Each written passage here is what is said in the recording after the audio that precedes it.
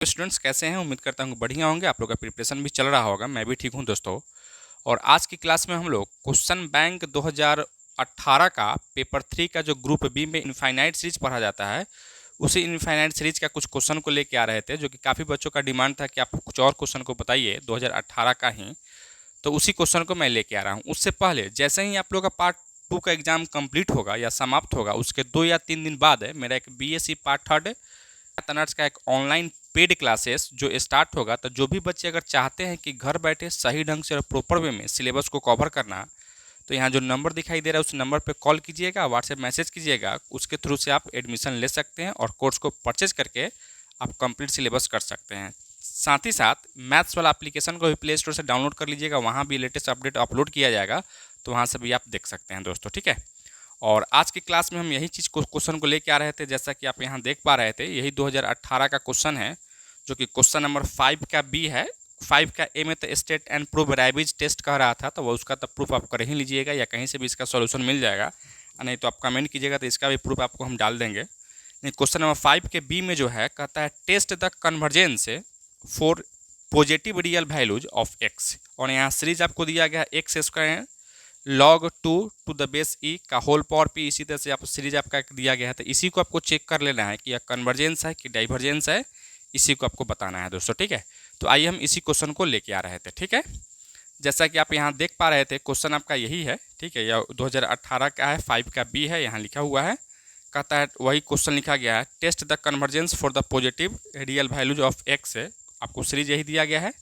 सबसे पहले हम लोग यहाँ क्या करेंगे कि इसका हम एनवा टर्म निकालेंगे। ठीक है। एंड एनवा टर्म कैसे निकालोगे आप यहाँ से देखना, जैसे U N equal to X के power N plus one into log N plus one का होल पावर पी लिखे हैं। जैसे एन के जगह पर 1 रखिएगा तो फर्स्ट टर्म आपको मिलेगा एक्स के पावर 1 प्लस 1 यानी 2 हो जाता है, एक्स के पावर 2 है। और यहाँ से लॉग 1 प्लस 1 2 हो जाता है, लॉग 2 का होल पावर पी हो। उसी तरह से अगर 2 रखिएगा तो सेकंड टर्म मिलेगा, 3 रखिएगा तो थर्ड टर्म मिलेगा आपको। इसी तरह से अपना बढ़ता चला जाएगा दोस्तों। ठीक है। तो इस तरीके से हम क्या निकालें, यहाँ से एनवा टर्म निकाल चुके हैं, यानी यू एन हम निकाल चुके हैं। अब आप क्या कर लीजिए, यहाँ से यू एन प्लस 1 निकालिए। एन की जगह क्या रखोगे, एन प्लस 1 रखोगे तो क्या होगा, यहाँ से एन प्लस 1 था, एन की जगह पर एन प्लस 1 रखे तो एन प्लस 2 हो जाएगा। यहाँ भी आपका एन प्लस 2 होगा, होल पावर पी है, एज इट इज रहेगा। ठीक है। अब हम क्या किए, दोनों का यहाँ रेशियो निकाल रहे हैं, u n upon u n plus 1 निकाल रहे हैं। ठीक है। तो क्या लिखो, यहाँ से देखिए यू एन का वैल्यू यहाँ दिया गया एक्स के power N plus 1 into log N plus 1 का होल पावर पी। यहाँ भी यू एन प्लस 1 का वैल्यू जो दिया गया था उसको सब्स्टिट्यूट कर दिए। सब्स्टिट्यूट करने के बाद में हम क्या किए, यहाँ से इसको देखिए, इसको हम इधर लिखे हैं। एक्चुअली में आप सबसे पहले यहाँ देखो, इस लॉग एन प्लस 1 है, इसमें से हम एन बाहर निकाले हैं। ठीक है। तो एन बाहर निकाल तो क्या लिखो, लॉग एन, यहाँ 1 हो जाता है, यहाँ 1/n हो जाता है, होल पावर पी है तो होल पावर पी। उसी तरह से यहाँ भी लिखे हैं लॉग एन प्लस 2 को, एन को बाहर निकाला तो लॉग एन इंटू 1 प्लस ये 2/n हो गया है। और यहाँ देखिए एक्स के पावर एन प्लस 1 है, या एक्चुअली में एक्स के पावर एन इंटू एक्स लिख सकते हैं। बट्टा में यहाँ भी क्या लिखो, एक्स के power N into x square लिखें। तो इससे यह कट जाता है, एक्स से एक्स कटेगा तो यहाँ से ऊपर में 1 बच जाता है, नीचे में एक्स हो जाता है दोस्तों। ठीक है। तो यही आपका 1/x यहाँ लिखा गया है। ठीक है। अच्छा, फिर हम लोग यहाँ से क्या किए, ये लॉग एम इंटू एन का फॉर्मूला यूज़ कर लिए। Log into m into n क्या हो जाता है, आप लोग जानते हैं, लॉग एम प्लस एन हो जाता है। तो यहाँ से लॉग एन आप प्लस यहाँ जो था लॉग 1 + 1/n का whole power p as it is कर दिए हैं। यहाँ भी आपको वही चीज़ लगाए हैं, एज इट इज कर दिए दोस्तों। ठीक है। और 1/x आ रहा था तो एज इट इज आ रहा था। अब हम लोग यहाँ से जानते हैं, देखिए log n as it is हो गया, लॉग 1 + x का एक्सपेंशन आप सब जानते हैं। आप जानते हो यहाँ से क्या जानते हो भाई, यहाँ से लॉग 1 + x का एक्सपेंशन जो है आपको हो जाता है यहाँ से x माइनस x²/2। ठीक है। Plus x³/3। इसी तरह से अपना डॉट डॉट डॉट चलता है दोस्तों। ठीक है। तो इसी के अकॉर्डिंग यहाँ से हम क्या किए हैं, इसको एक्सपेंड किए हैं। तो एक्सपेंड करके यहाँ से हम क्या लिखे हैं, यहाँ से आप जैसा कि आप यहाँ से देख लेंगे क्या हम सब लिखे हैं। देखिए यहाँ से इससे इस लॉग एन को एज इट इज कर दिए। यहाँ से एक्स के जगह पर क्या है, 1/n है तो 1/n माइनस 1/x²/2। तो एक्स के जगह पर 1/2 है तो 1/n है तो 1/n का स्क्वायर हो जाएगा, 2 एज इट इज। इसी तरह से प्लस डॉट डॉट डॉट कर दिए, होल पावर पी है तो एज इट इज कर दिए। फिर वही चीज़ यहाँ किए, यहाँ से log n as it is कर दिए। यहाँ से आप यहाँ से देख पा रहे थे ना, यहाँ से log n as it is कर दिए। एक्स के जगह पर यहाँ से 2/n है, 2/n minus 1/2 into x square. तो एक्स स्क्वायर पर 2/n का स्क्वायर कीजिए तो क्या होगा, 4/n square plus dot dot dot whole power p है तो होल पावर पी कर दिए। और यहाँ से 1/x था तो 1/x हमने कर दिया एज इट इज़ दोस्तों, ठीक है। अच्छा, अब हम लोग इसको जैसे आप आगे बढ़ाओगे तो यहाँ से क्या लिख सकते हैं, यहाँ से देखिएगा क्या लिखेंगे हम लोग।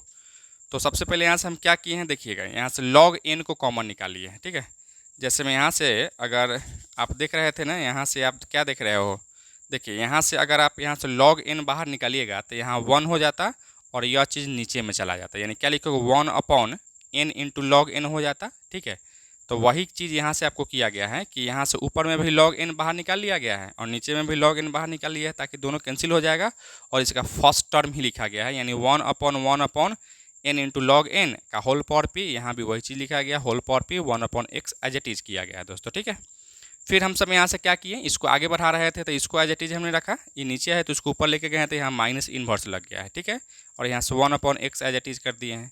फिर अब देखिए इसका एक्सपेंशन आप सब जानते हैं, ठीक है। जैसे मैं यहाँ से 1 + x का पावर होल पावर n का एक्सपेंशन क्या होता है 1 + nx प्लस का डॉट डॉट डॉट होता है दोस्तों, ठीक है। तो वही चीज़ इसका अगर एक्सपेंशन आप कीजिएगा, किसका, तो अगर इसका एक्सपेंशन अगर आप करते हैं तो इसका एक्सपेंशन क्या करेंगे, यहाँ p जो है ना यहाँ पावर में गुना हो जाएगा, यानी 1 + p/n इंटू log n हो जाएगा। अब प्लस अगला टर्म को नहीं लिखा गया है, डॉट डॉट डॉट कर दिया गया है दोस्तों, ठीक है। उसी तरह से यहाँ से अगर यह माइनस है तो माइनस यहाँ आ जाएगा, तो यहाँ क्या लिखो 1 - 2p/n log n plus dot dot dot कर दिया गया है, 1/x एज इट इज़ आ रहा था दोस्तों, ठीक है। अच्छा, अब हम लोग यहाँ से क्या किए हैं, इसमें इससे गुना किए, देखिए 1 में 1 से गुना किए हैं तो 1 हो गया, ठीक है। फिर यहाँ से 1/p में 1 से गुना किए तो यह हो गया। फिर आपको क्या करना है यहाँ से, तो फिर हम लोग इसमें इससे गुना किए हैं तो यह हो गया, और अगला टर्म भी बहुत सारा टर्म होता है तो उसको प्लस डॉट डॉट डॉट करके छोड़ दिए हैं, 1/x हो गया। अब इसमें से इसको घटाइएगा तो क्या होगा 1, अब माइनस या 2p माइनस में है, ठीक है। तो यहाँ से इसमें से यह घटेगा तो माइनस का p/n log n और प्लस डॉट डॉट डॉट, यहाँ 1/x है तो 1/x हो गया दोस्तों, ठीक है। तो यह किसका वैल्यू आपको निकला, तो यहाँ से वैल्यू जो हम देख रहे थे यह un/un + 1 का वैल्यू निकला है, इसको हम इक्वेशन 1 कर दिए दोस्तों, ठीक है। अब दोनों तरफ लिमिट लीजिएगा तो यहाँ से क्या लिखोगे, यहाँ देखिए यहाँ से जब लिखेंगे तो यहाँ से इसका वैल्यू 0 हो जाता है, ठीक है। इसका वैल्यू 0 होगा तो 1 में 1/x से गुना किया तो 1/x आपको मिलेगा। तो इस तरीके से हम कह सकते थे, hence by D'Alembert ratio test the given series is convergent if 1/x greater than 1 अगर होगा तो कन्वर्जेंस होगा, अर्थात x इज लेस देन 1 होगा तो कन्वर्जेंस होगा, ठीक है। And divergence if 1/x less than 1 अर्थात x ग्रेटर देन 1 होगा तो डाइवर्जेंस हो जाएगा। When x is equal to 1 then this test fail. हम लोग जानते हैं डी एल्बर्ट रेशियो टेस्ट क्या होता है, अगर इसका वैल्यू अगर 1 से बड़ा होता है तो कन्वर्जेंस हो जाता है, 1 से छोटा होता है डाइवर्जेंस हो जाता है, और अगर 1 के बराबर होता है तो फेल हो जाता है दोस्तों, ठीक है। तो यह बात हम already D'Alembert ratio test में पढ़ चुके हैं। तो x का वैल्यू अगर आप रखेंगे 1 तो यह टेस्ट फेल हो जाता है। तो जैसे फेल अगर होगा तो फिर यहाँ देखिए फ्रॉम इक्वेशन 1 से हम आते हैं, ठीक है। इक्वेशन 1 तो इसको माने हैं 1/1 क्या होगा, ये तो 1 होगा तो बच जाएगा आपका यही चीज़, ठीक है। तो यहाँ से हम लिखे हैं जैसा कि आप यहाँ से देख पा रहे थे, ठीक है, फ्रॉम इक्वेशन 1। अब जैसे अगर D'Alembert ratio test fail होता है तो हम रैबिज टेस्ट लगाते हैं, ठीक है। और रैबिज टेस्ट क्या होता है सो देखिएगा, यहाँ से इक्वेशन 1 कर लिए, अब हम क्या किए इससे 1 को इधर कर लिए, तो इस 1 को इधर लागू तो क्या होगा माइनस हो जाएगा। तो यहाँ से un/un + 1 - 1, और यहाँ इस n अगर डिवाइड में था तो इधर क्या होगा इंटू में हो गया, तो यह हो गया। तो यहाँ क्या बचेगा माइनस का p log n बच जाएगा, प्लस डॉट डॉट डॉट बहुत सारा टर्म आएगा जो कि लिखना नहीं है, बस डॉट डॉट डॉट कर दीजिए दोस्तों, ठीक है। और यही जो है ना क्या है, तो रैबिज टेस्ट का स्टेटमेंट है, ठीक है। इसको अगर limit n tends to infinity लगाते हैं तो यहाँ से इन्फिनिटी दोनों तरफ लगा दिए, और इसका वैल्यू जब निकालिएगा तो यहाँ 0 मिलेगा। 0 मिलेगा इसका मतलब क्या है 1 से छोटा है, और जैसे अगर 1 से छोटा होगा तो यहाँ से लिखेंगे hence by Raabe's test the given series is divergent if x is equal to 1। तो x इज इक्वल टू 1 पे क्या होगा आपको डाइवर्जेंस मिला। तो ओवरऑल अगर रिजल्ट आप लिखिएगा तो x का वैल्यू अगर 1 से छोटा था तो कन्वर्जेंस, जैसा कि हम लोग यहाँ देखे थे, यहाँ से नहीं देखे थे कि x का वैल्यू क्या था 1 से छोटा था तो कन्वर्जेंट था, और 1 से बड़ा था तो डाइवर्जेंस था दोस्तों, ठीक है। तो यही बात अगर ओवरऑल रिजल्ट अगर आपको लिखना होगा तो लिख सकते हैं इफ़ x का मान अगर 1 से छोटा है तो कन्वर्जेंस हो जाएगा, x का मान अगर 1 से बड़ा या बराबर है तो डाइवर्जेंस होगा, ठीक है। तो यही मेरा फाइनली क्या होगा, तो आपका आंसर हो जाता दोस्तों, ठीक है। इसी तरह से क्वेश्चन नंबर 6 का बी में आते हैं, तो 6 के बी में भी यही बात कह रहा था, ठीक है। टेस्ट है for convergence of the series आपको कुछ इस तरीके से दिया गया है, जिसका एनवा टर्म भी आपको दिया गया है। तो इसमें जो है ना कोची कंडेंसेशन टेस्ट का यूज करेंगे, ठीक है। कोची कंडेंसेशन टेस्ट क्या होता है आप लोग ऑलरेडी पढ़ चुके होंगे, अगर नहीं भी पढ़े होंगे तो फिर कमेंट कीजिएगा, उसको भी हम बता देंगे। फिलहाल हम क्वेश्चन लेके आ रहे थे, ठीक है। तो सबसे पहले इसका हम इन्वर्टर में को हम यहाँ क्या करेंगे, एफ एन से डिनोट करेंगे, ठीक है। एफ एन इक्वल टू क्या होगा, यहाँ से 1/log n का होल पावर पी हो जाएगा, तो यह एफ एन हो गया। अब हम क्या करें, कोची कंडेंसेशन टेस्ट में क्या करता है, ई निकालना पड़ता है, ठीक है। तो ए के power N into F of A के पावर एन, तो बस यहाँ क्या करना है, जहाँ जहाँ एन था वहाँ ए के पावर एन कर देना। देखिए ए के power n as it is रहेगा, यहाँ से 1/log ए के power N into whole power p हो गया। अब इसी चीज़ को क्या लिखेगा, यहाँ इसमें इसको गुना कीजिए तो वही रहेगा ए के पावर एन, और लॉग के प्रॉपर्टी से आप क्या कीजिएगा, यह पावर को इंटू में कर लीजिएगा, ठीक है। यानी क्या लिखोगे, एन लॉग एन का होल पावर पी हो जाता है दोस्तों, ठीक है। सकते हैं ए के पावर एन इंटू एफ है, ए के पावर एन क्या किए हैं, यहाँ से सेम चीज़ लिए हैं, बस पावर को अलग अलग कर दिए हैं, ठीक है। और यहाँ ए का मान हमेशा 1 से बड़ा होगा, क्यों, क्योंकि लॉग जो है ना हमेशा क्या होता है 1 से बड़ा पे ही डिफाइन होता है, क्योंकि लॉग ए है यहाँ से ना, तो इस तरीके से आप कर लिए दोस्तों, ठीक है। अब हमको क्या करना है, इसी को चेक कर लेना है कि भाई यह कन्वर्जेंस है कि डाइवर्जेंस है, ठीक है। तो we have to test this, दोनों में समेशन हम लगा दिए हैं, बट यहाँ से आपको क्या लिखना है, देखिए यह पार्ट जो है ना 1/log ए का होल पावर पी, यह एक कांस्टेंट है, क्या है भाई, एक कांस्टेंट फंक्शन है, ठीक है। तो कांस्टेंट है तो कांस्टेंट को नहीं चेक करना है कि भाई वो कन्वर्जेंस होगा कि डाइवर्जेंस होगा, ठीक है। तो इसको आपको हटा देना है, therefore we leave this term, यानी इस टर्म को आपको क्या करना है, हटा देना है। तो जैसे अगर इस टर्म को आप हटाइएगा तो क्या बचेगा, यहाँ से समेशन ऑफ ए के पावर एन इंटू एन के पावर पी बचेगा, तो यही चीज़ आपको यहाँ से बच गया। क्या बचा भाई, यहाँ से देन समेशन ऑफ ए के पावर एन इंटू एन के पावर पी आपको बच गया। अब इसी को आपको क्या मानना है, समेशन ऑफ वी एन मान लेना है, ठीक है। वी एन इक्वल टू इतना हो गया, अर्थात वी एन का वैल्यू हम कह सकते हैं कि ए के पावर एन अपॉन एन के पावर क्या हो गया, पी हो गया, ठीक है। अब आपको क्या करना है, यहाँ से एन की जगह पर n+1 डालते हैं ना, दोनों में क्या होगा, पावर एक बढ़ जाएगा।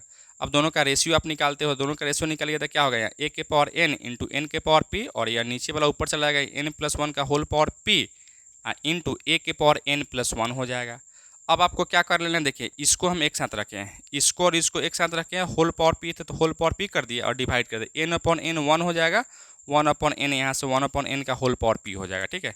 और इसे इसको काटिएगा तो यहाँ से 1/a ही आपको बचेगा दोस्तों, ठीक है। अब हम क्या कर लेते हैं, दोनों तरफ लिमिट लगाते हैं। तो दोनों तरफ जैसे आप यहाँ से लिमिट लगा रहे थे, limit n tends to infinity Vn/Vn+1, क्या लिखोगे यहाँ से, limit n tends to infinity 1+1/n का whole power p into 1/a, यहाँ से 1/infinity क्या होगा, 0 होगा, तो यहाँ से 1+0 का whole power p into 1/a, अर्थात क्या लिखोगे 1/a ही आपको बचेगा, ठीक है। और यहाँ से ऑलरेडी हम सीख चुके हैं या जान चुके हैं कि a का वैल्यू क्या है भाई, a का वैल्यू 1 से बड़ा है तो 1/a का वैल्यू क्या होगा, 1 से छोटा होगा, आप निश्चित रूप से कर सकते हैं। आज जैसे 1 से छोटा होता है तो hence by D'Alembert ratio test the given series, यानी वी एन आपका क्या होगा, डाइवर्जेंस होगा। और जैसे अगर वी एन डाइवर्जेंस होगा, इसका मतलब क्या है, यहाँ से समेशन ऑफ ए के पावर एन इंटू एफ है, ए के पावर एन इक्वल टू जो इतना था जो गिवन में आपको दिया गया था, ये भी आपका क्या होगा, डाइवर्जेंस होगा। डी का मतलब यहाँ से डाइवर्जेंस है दोस्तों, ठीक है। अर्थात हम कह सकते थे hence by Cauchy condensation test the given series this से इक्वल टू इतना जो है ना, क्या हो गया, आपका डाइवर्जेंस हो गया दोस्तों, ठीक है। तो इस तरीके से हम दोनों क्वेश्चन को सॉल्यूशन कर चुके हैं। उम्मीद करते हैं कि यह लेक्चर आपको काफ़ी अच्छा लगा होगा। अगर आप और भी लेक्चर अगर चाहते हैं तो प्लीज़ कमेंट कीजिएगा कि कौन कौन क्वेश्चन को आपको सॉल्यूशन चाहिए, मैं उस सभी क्वेश्चन का सॉल्यूशन आपको प्रोवाइड कर दूंगा, ठीक है। उससे पहले जैसे ही आप लोग का पार्ट 2 का एग्जाम कंप्लीट होगा या समाप्त होगा, उसके 2 या 3 दिन बाद मेरा एक BSc पार्ट 3 मैथ ऑनर्स का एक complete course online paid classes start होगा। तो जो भी बच्चे अगर चाहेंगे घर बैठे सही ढंग से प्रॉपर में सिलेबस को कवर करना, तो वह कोर्स को परचेज कर सकते हैं। कोर्स को परचेज करके एडमिशन ले सकते हैं और वहाँ से कंप्लीट सिलेबस को कंप्लीट कर सकते हैं दोस्तों, ठीक है। कोर्स को परचेज करने के लिए यहाँ जो नंबर दिखाई दे रहा है उस नंबर पर कॉल कीजिएगा, व्हाट्सएप मैसेज कीजिएगा, उसके थ्रू से एडमिशन के प्रोसेस को कंटिन्यू कर लेंगे। Thank you so much for watching this.